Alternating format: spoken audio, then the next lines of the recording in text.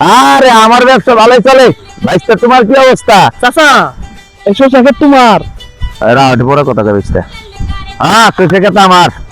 তে চাচা তোমার সরষা খেতে দেখো কত পাবলিক, এই পাবলিকে পাড়াইতাছে, সরষা নষ্ট হইতাছে, তুমি কও না কে কিছু? ভাইস্তা আজকে তো মানুষ কমই দেখতেছো। গতকাল যে মানুষ হয়েছিল খালি মাথার মাথা শস্য কমই দেখা গেছে। আর শস্য ক্ষেত্রে কয় টাকা খরচ হয়েছে?